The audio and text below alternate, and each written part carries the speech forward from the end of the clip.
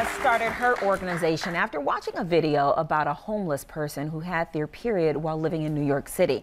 Now she's collecting menstrual supplies to ensure that those in need experience their periods with dignity. Take a look. Right now we're at the UI Health Pilsen Food Pantry. It's right off of 17th and Ashland. They're a really great food pantry. They've been going for about a year and a half. It's a no zip code restrictions food pantry. People come here, they're able to walk through and get everything that they need with a dignified experience. I started Chicago Period Project after watching a video of a homeless person throughout New York as they had their period. If they don't have the supplies, they're either, rationing the tampons and pads or using socks, using dirty clothes, which leads to other unsanitary and health risks.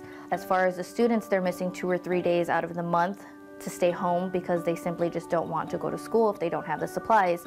Since we started off in November of 2016, we've donated over 350,000 products throughout Chicago. So right now we're dropping off 2,000 products to the food pantry.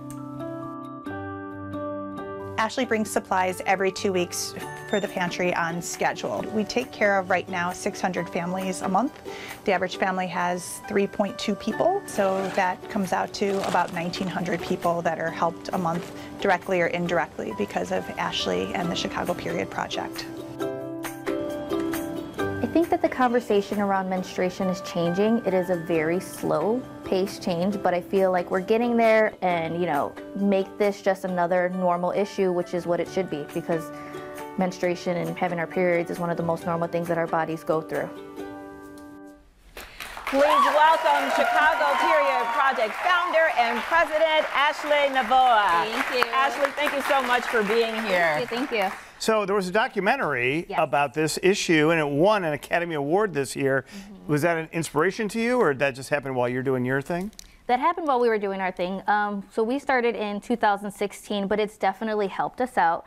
It started the conversation, it gets it going, and people see this documentary broadcasted all over the world. Everybody was watching those award shows, and you never have really seen something like that talked about on national TV, let alone win an award for it. So it's just getting people a little bit more comfortable to talk about periods, which is what should be happening. Yeah, why do you think people are so afraid to talk about it? I have no idea. I think it could be a generational thing, a cultural thing. It all really depends, but it's very unfortunate either way. Right, and especially if you're homeless, because this is what kicked it all off for you. You were going down the street and it hit you and impacted you in a personal way. Tell us a little bit more about that. So I was watching the documentary. I happened to be scrolling on Facebook. The documentary popped up. And I was just a little bit embarrassed and taken aback that as a person that menstruated, I had never thought about that. And then it was sort of like, I have to do something. I have to get something going. I had never had experience in nonprofits before. So it just started off as like, I'm just going to collect some supplies and donate them to an organization. And I just received so much support from it that I knew that I had to do as much as I could with it. So yeah, it's really taken off from what it originally started at. And what do you think you want people to take away from your organization? I mean, you're a mom of a son. Yes. I have a son. And we talk about this because I feel like it should be discussed with boys and girls and not just girls when they're growing up. Exactly. My son knows all about periods, all about the body functions for boys and girls and all of that. And like I said, this is the one thing that I keep talking about is just normalizing it. Normalizing menstruation, normalizing our bodies, because even though he doesn't have his period, I have my period. Right. He might have a partner in the future that has their period, and it shouldn't be something that he's scared to talk about. And you're trying to get legislation passed, right?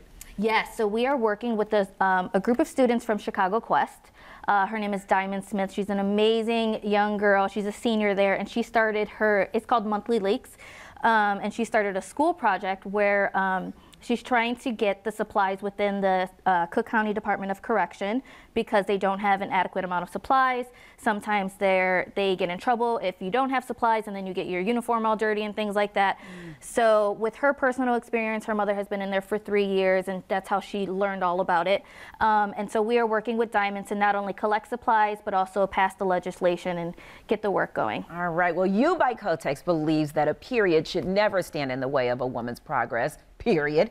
Having donated more than 10 million products to women in need in 2018, they are excited to continue those efforts today. You by Kotex is donating 100 boxes of products to Chicago Period Project. And that's not all.